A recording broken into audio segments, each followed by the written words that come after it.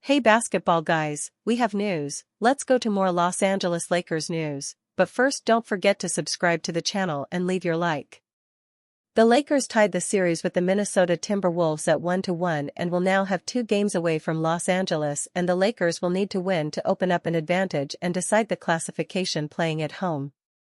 Off the court, Lakers executives are preparing to make new deals and sign a big man to improve the size of the team. Business suggestion: Lakers want to sign young center who is standing out in the NBA. The Los Angeles Lakers don't look physical enough to compete for an NBA championship. Los Angeles's 117-95 loss to the Minnesota Timberwolves on Saturday in Game 1 of the Western Conference first round exposed how the Lakers can get pushed around. Lakers fans are wondering right now if Minnesota might have been one of the worst draws in the first round for LeBron James and company. LA is big at most positions, but the Lakers don't have an enforcer-type center that would be useful to help them survive the West Gauntlet.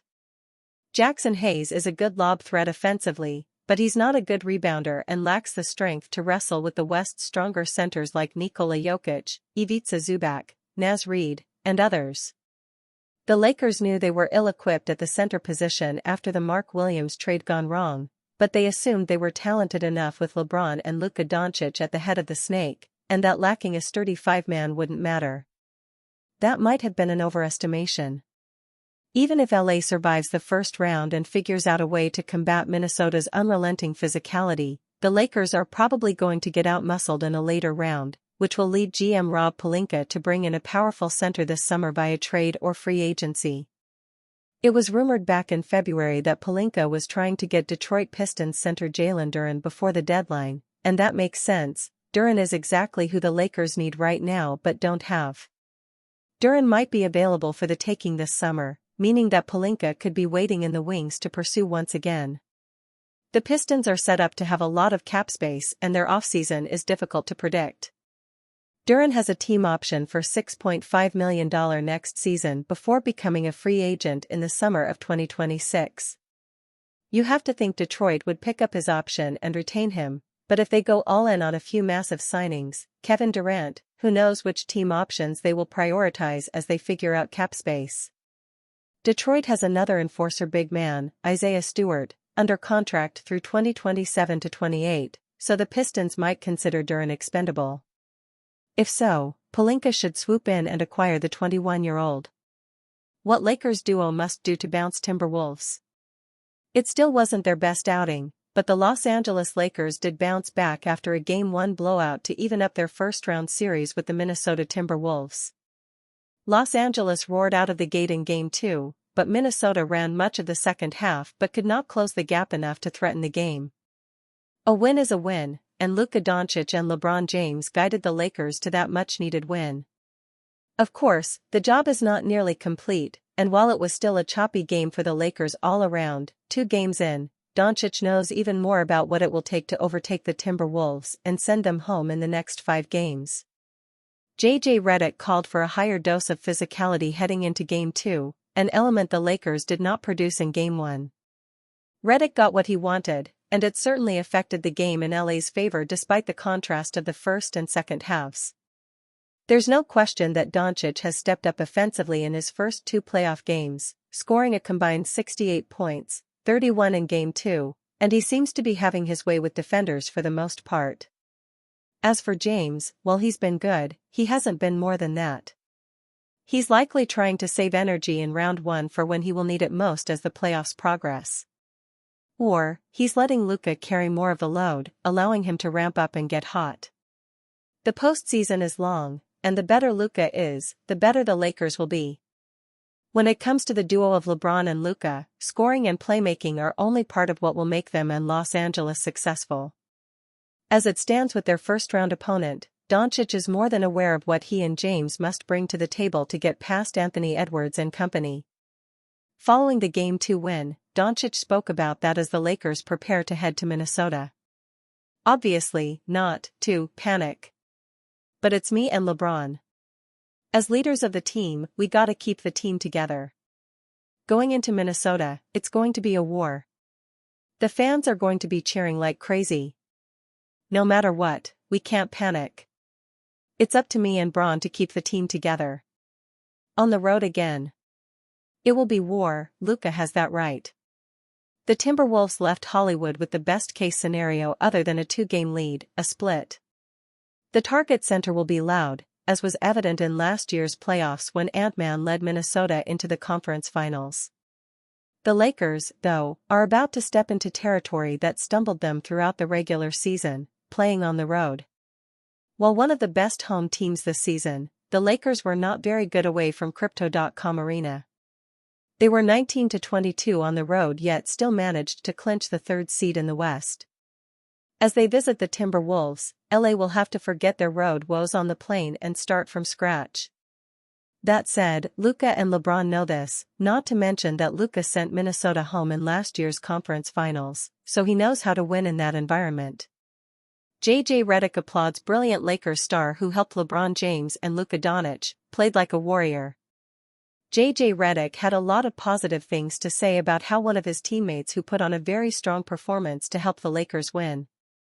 The Los Angeles Lakers got a much-needed win in Game 2 against the Minnesota Timberwolves.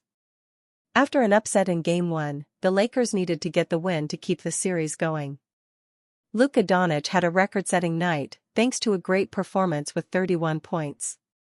And LeBron James contributed a strong 21-point performance to get a win. JJ Redick had quite the tirade during a Lakers timeout. But it appeared that was enough to spur the Lakers to a massive victory. While LeBron and Luka Doncic were instrumental, there was a third player who stepped up and delivered a massive performance despite being hurt. JJ Redick lauds Rui Hachimura. During the game, Rui Hachimura suffered a blow to the face multiple times. As a result, he wore multiple face masks through the game. But he still persevered to deliver a crucial 11-point performance. JJ Redick after the game saluted his star for fighting through the pain and discomfort to step up for the team. He was incredible in the game, making some big plays. He played like a warrior tonight. I'm sure he's probably in the X-ray room right now. But he did a lot of really good things. When we watched the tape, there were a few plays that he made. Just getting deflections and disrupting plays, leading to late shot clocks for them. Some plays at the rim that don't show up on the box score. But he was awesome tonight. Hachimura a crucial player for Lakers. The Lakers struggled massively during the stretch where Rui Hachimura was off the court. It appeared that his size and versatility provided a massive boost to the team. Hachimura is one of only 4 players on the Lakers that was part of their Western Conference Finals run. And he was pivotal in the Lakers reaching that stage in 2023. Much like then, he is playing a big role on this Lakers team right now. While he is not a top 3 option on the team, he provides a great deal of scoring security to the Lakers. Heading into a tough game at Minnesota, Redick will rely on Hachimura even more. One of the premier shooters on the team, Rui is going to have to deliver if the Lakers want to win. JJ Redick offers forward explanation after key decision in Lakers Timberwolves. The Los Angeles Lakers came out and punched the Minnesota Timberwolves in the mouth on Tuesday night, winning the first quarter 34-15. It's exactly what head coach JJ Redick would have wanted to see after his veteran team was embarrassed by the young T-Wolves in a 22-point loss in Game 1. That big first quarter turned out to be enough to sustain the Lakers until the final whistle, as they took the lead 3 minutes into the game and never relinquished it on their way to a 94-85 victory that evened the series at 1 game apiece. After going up 18-8 early on, the Lakers cruised with a double-digit lead for much of the game. However, things were getting a little dicey when Edwards flipped one end to cut the lead to 11 about halfway through the third quarter. That turned out to be the TSN turning point in this one. Angry Redick timeout sparks Lakers run. The score was 62-51 and the Lakers were about to inbound sideout with about 7:40 left in the third quarter. However, evidently the players on the floor were not listening to Redick as he attempted to set up a play.